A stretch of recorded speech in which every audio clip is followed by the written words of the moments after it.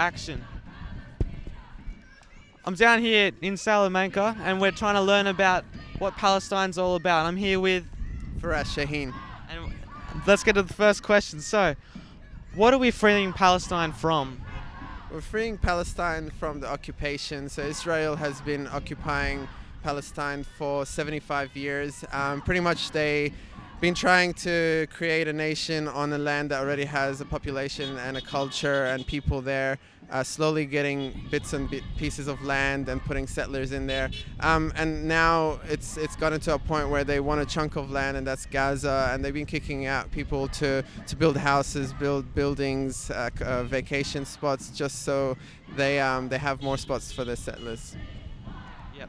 Thank you. And do you know anyone or have first-hand experience with what's going on down over there? Yeah, so I'm Palestinian. My dad's from Gaza. My mum's from Al-Lud and Ramallah. And right now I have distant family, so second cousins, third cousins, stuck in Gaza. They're currently stuck at the Orthodox Church. They've been there for months, barely having any food, any water. So the case is very urgent because these people are relying on the world to do something because they're just stuck. Yeah, and the countries which countries are showing support? What's going wrong?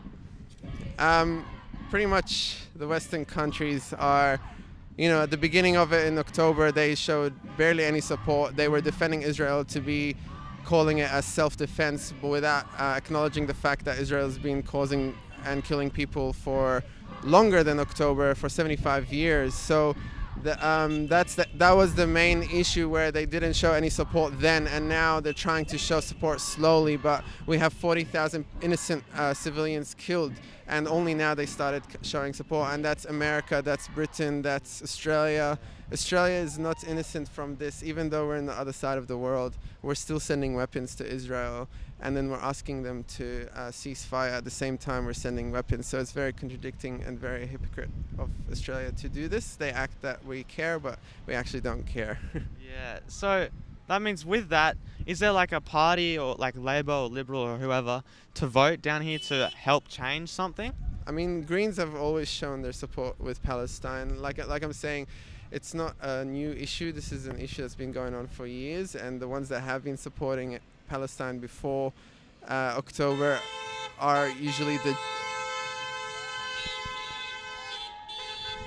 people that have been showing support to Palestine before October are usually the genuine supporters. The others, we don't know if they support to get votes or whatever, but Greens have shown a lot of support throughout the years. Yeah, so Greens is the way to go. Well, yeah, I think that's basically it. So thank you very much for your time. This is There's a lot this more is great. detail about what's going on, but that's Oh, the basic. you can get into the detail if you want. Like, Um, it's all about learning.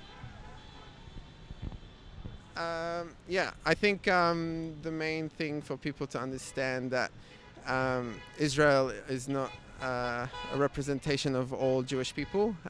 When we call for a fight against Israel and to be freed from Israel, we're not going against the Jewish population. We're going against the concept and the idea of having a nation on an already existing community and already existing culture. Same as Australia, when people decide to come to Australia and pretend like there's no people here already, there's no First Nations, and just build on top of their houses, build on top of their communities.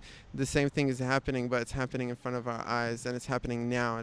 And it's happening during a time where we can do something and not just say if and what's and buts. This is the time to make change. So it's important for people to realize that this is colonization 101, and it's happening in 2024, and that's pretty much the basic layer of it. There's many layers to it, but at the end of the day, this is colonization. It's whether you're against genocide or for genocide. There isn't another line, because if you think about another line and you try to justify another line, more people are going to continue being killed, innocent people and innocent families, and sooner or later they're going to erase the whole culture. So it's a curse to be able to be critical and thinking about this, and it's a privilege to say, I have to think about this longer and I have to research, because every minute that you're thinking about this and trying to decide whether to support Palestine, someone's getting killed, a child's getting killed, someone's house is getting burnt and bombed.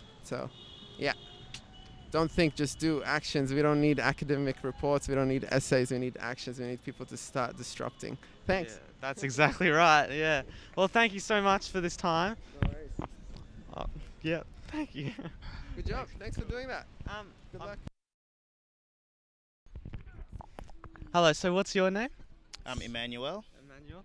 And who is it you're voting for today? Today I'll be voting for a specific candidate, John Kamara. Yeah. If I was allowed to vote, but I am from interstate. Ah, okay, yeah. So, well, because of that, even in your... So which state are you from? From Brisbane. Brisbane, right, yeah, that's cool. So, do you often vote Labor always, or do you switch it up every now and then, depending on who you like?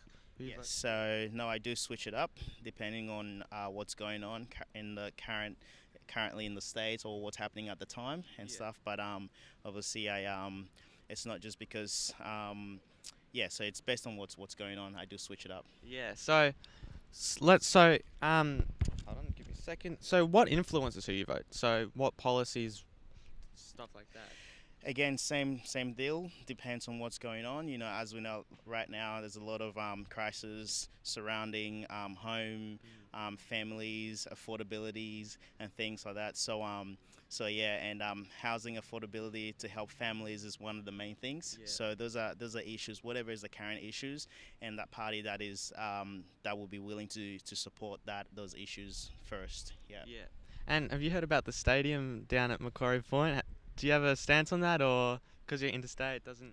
Nah, not much. I don't. I've heard very little, but not enough to comment on because I'm not from here exactly. So yeah. So when you're voting for individuals, what leadership qualities do you look for in the people? So like, so mainly those who practice what they preach. Yeah. You know, because there's a lot of promises that are being made. Yeah. And so you know we don't always have the opportunity to see them practice what they preach. So sometimes it's a risk. Yeah. You know, we just have to take them for what they say. But hopefully they do show up, live up to that, and then we can continue voting for that party or individual. Cool. Yeah. Thank you very much for this interview. No worries. Thank you. Thank you so much. Thank you. Thanks, man. It's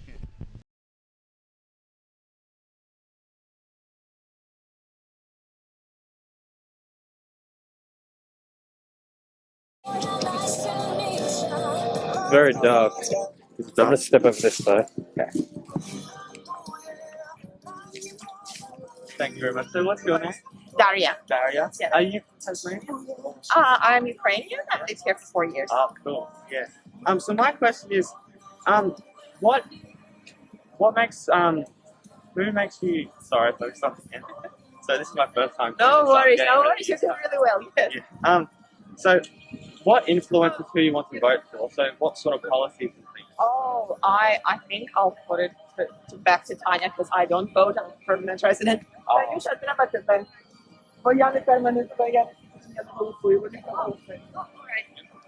So what influences who you want to vote for in elections? Yeah, so for me, as the president of local Ukrainian association and migrant, for me, I will be looking for the candidates who have strong multicultural support program, and specifically for Ukraine, because that's something that is our pain, huge pain at the moment. Like Ukraine needs help, and any local help we can get has a very huge value. Yeah. Cool. Have you voted yet, or are you going to vote No, today? I'm going to do it today. Yeah. So, is there any laws or policies which you'd want to see implemented into law, into the vote, into the Labor's team or whatever? Yeah, more support for multicultural people. From the recent tragedies that unfortunately there is still not enough tolerance and support, and understanding some people from different backgrounds, and it's a shame. I believe we can do better, and everyone should feel safe and supported here. So Yeah, cool. I've got another question. So, am I allowed to ask who you voting for? Not really. No, okay, that's all right. And so, how much does climate change affect the way you vote at all? So, Absolutely. And again, coming back to the Ukraine topic, right? Like, the war was a huge toll for climate. Like, so many resources was used for weapons. Like, Ukrainian, not climate, but nature is being destroyed because of all the everything that goes in the soil, like all the mines that are there at the moment. Like it's a huge disaster for Ukrainian territory and for the earth overall. So yeah. Oh, so yeah, thank you very much for this. Thank you. You're my first interview, so great. it's getting started and all that. Good luck. So what do you guys do? So this is for the uni project. So I'm making a documentary on the election. So I've got to ask people around what their thoughts on it are, what their views and stuff like that. Yeah, amazing. Yeah. So it's alright if you be in. Yeah, absolutely. Yeah, Thank you very much. You too.